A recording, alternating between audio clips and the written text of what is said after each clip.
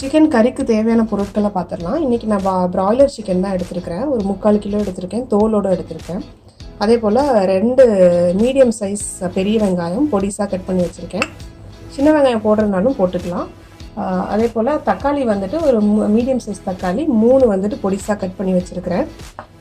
தாளிக்கிறதுக்கு வந்துட்டு கடலை எண்ணெய் 1.5 டேபிள் ஸ்பூன் எடுத்து வச்சுருக்கேன். இன்றைக்கி மசாலா வந்து நம்ம ஃப்ரெஷ்ஷாக அரைச்சி சேர்க்கல, எல்லாமே வந்து வீட்டில் இருக்கிற பொடிகள் தான்.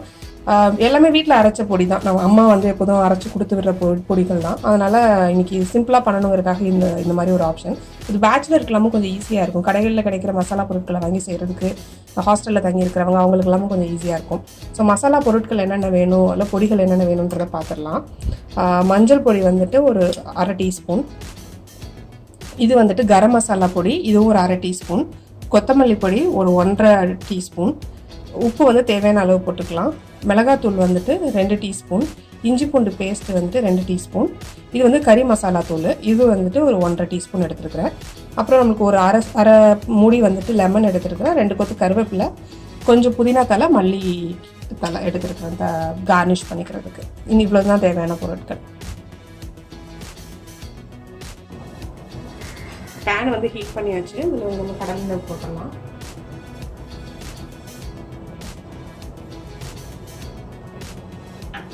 இதில் தாளிக்கணும்னு அவசியம் இல்லை. வேணும்னா நீங்கள் பட்டை, கிராம்பு, அந்த மசாலா ஹோல் கரம் மசாலா ஸ்பைசஸ் இருக்குல்ல, அது போட்டு தாளிச்சிக்கலாம். அப்படி இல்லைன்னா ப்ளெயினாகவும் இது பண்ணிக்கலாம்.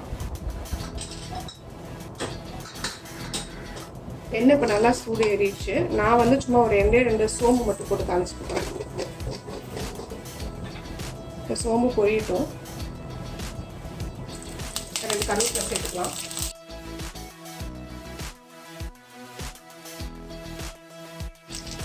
இதில் நம்ம நறுக்கி வச்சுருக்க வெங்காயம் சேர்த்துக்கலாம்.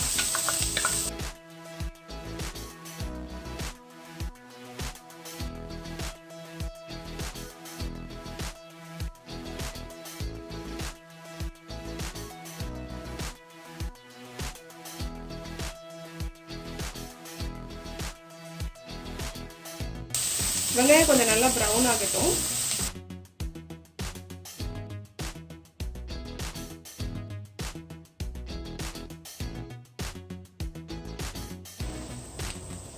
இப்போ நம்ம இஞ்சி பூண்டு சேர்த்துடலாம் இந்த ஸ்டேஜில்.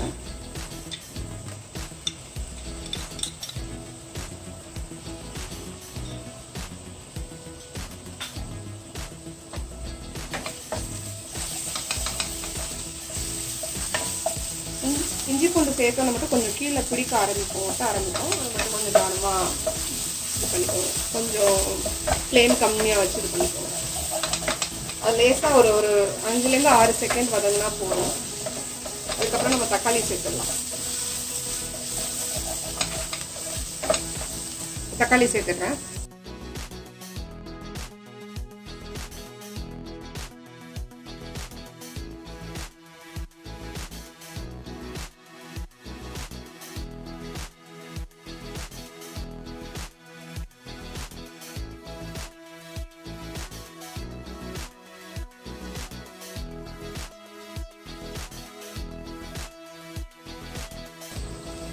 இந்த தக்காளி, வெங்காயம், இஞ்சி பூண்டு இதெல்லாம் வதங்கி கொடுக்கறதுக்காக உப்பு சேர்த்துக்கலாம். தேவையான அளவுக்கு உப்பு. நான் கல் உப்பு தான் சேர்க்குறேன்.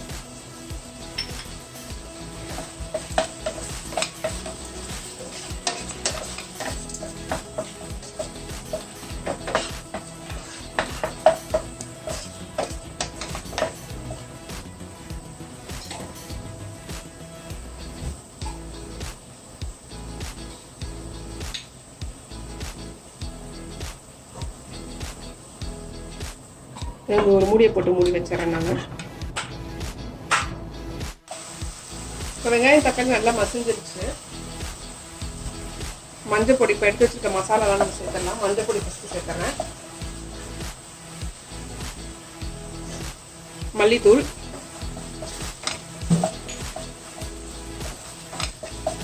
மிளகாத்தூள்,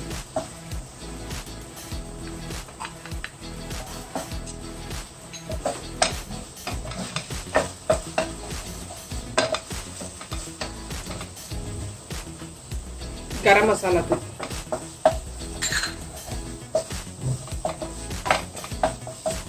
இந்த கறி மசாலா தூள் மட்டும் கடைசியாக போட்டுக்கலாம். ஏன்னா இது கொஞ்சம் நல்லா வாசமாக இருக்கும். அதனால இதை மட்டும் கடைசியாக ஒன்று ஆஃப் பண்ணிட்டு கூட போட்டுக்கலாம் மேலே. ஏன்னா மிளகெல்லாம் கொஞ்சம் ஒன்றும் பாதியமாக தான் நுணுக்கியிருப்போம்.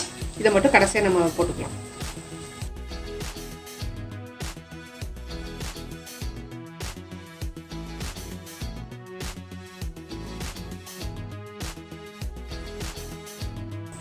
இப்போ எல்லா மசாலா தூளும் போட்டாச்சு. இதெல்லாம் நம்மளுக்கு பச்சை வாசனை போயிட்டு ஒரு வதங்கி வரட்டும். ஒரு 10லேருந்து 20 செகண்ட் வதங்கினா போகிறோம். தேவைப்பட்டால் இப்போ வந்து ஒரு 2 டீஸ்பூன் வந்து தயிர் நீங்கள் சேர்த்துக்கலாம். கொஞ்சம் திக்காக கிரேவியாக வேணும்னா. நான் வந்து தக்காளி போட்டுக்கனால புளிப்பு கொஞ்சம் ஜாஸ்தியாக தான் இருக்கனால இன்றைக்கி நான் தயிர் சேர்க்கல. இப்போ தக்காளி பச்சை வாசனை போயிடுச்சு. தக்காளி வெங்காயம் மசாலா எல்லாமே பச்சை வாசனை போயிடுச்சு. ஸோ இந்த ஸ்டேஜில் வந்து நான் சிக்கனை சேர்த்துறேன்.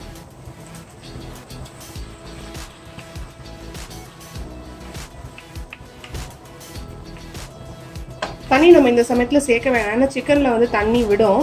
அதை பார்த்துட்டு நம்ம அதுக்கப்புறம் தேவைன்னா எந்த பதத்துக்கு வேணுமோ, நம்மளுக்கு எந்த பதத்துக்கு கறியோ இல்லை கிரேவியோ வேணுமோ அந்தளவுக்கு கொஞ்சம் தண்ணி ஊற்றிக்கலாம். நான் இது கொஞ்சம் வதங்குற வரைக்கும் நான் மூடி போட்டு வேக வைக்க போகிறேன்.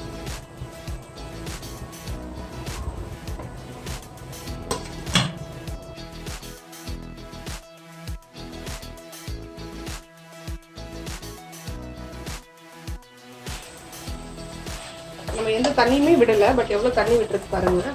இந்த தண்ணியே போதும் நம்மளுக்கு. வேணும்னா மட்டும் நம்ம கடைசியாக கிரேவிக்கு ஏற்ற மாதிரி தண்ணி ஊற்றிக்கலாம்.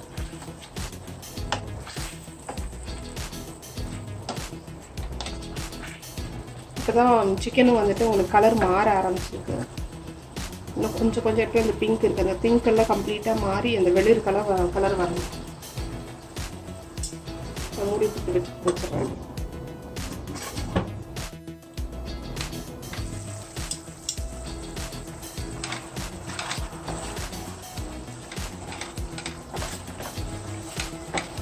சிக்கன் எல்லாம் இப்போ நல்லா ஒன்று கூடி வேக ஆரம்பிச்சிருச்சு. இந்த ஸ்டேஜில் உப்பு காரம் பார்த்துக்கலாம்.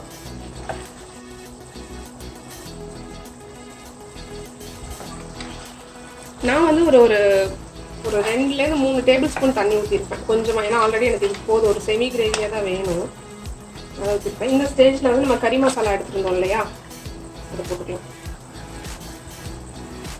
ஆல்மோஸ்ட் இறக்குற ஸ்டேஜ் வந்தாச்சு. இதில் போட்டுக்கலாம். இதே அந்த லாஸ்ட்டாக போகிறோன்னா அந்த பெப்பரோட ஃப்ளேவர்லாம் கொஞ்சம் நல்லா ஃப்ரெஷ்ஷாக இருக்கும். கடைசியில் போட்டேன். நான் வீட்டில் அரைக்கிறது கொஞ்சம் அந்த ஃப்ரெஷ் ஃப்ளேவர் இருக்கும்ல, அதுக்காக தான் லாஸ்ட்டில் போட்டுருக்கு. நீங்கள் ஸ்டவ் ஆஃப் பண்ணிட்டு கூட போட்டுக்கலாம். அந்த சூட்லேயே கூட இது வெந்துக்கும்.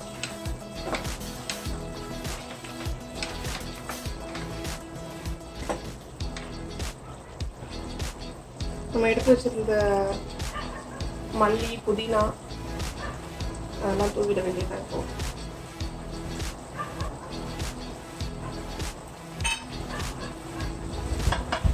தூவிட்டு இது ஒரு 2 மினிட்ஸ் மட்டும் தம்மில் இருக்கிற மாதிரி க்ளோஸ் பண்ணி வச்சிடலாம்.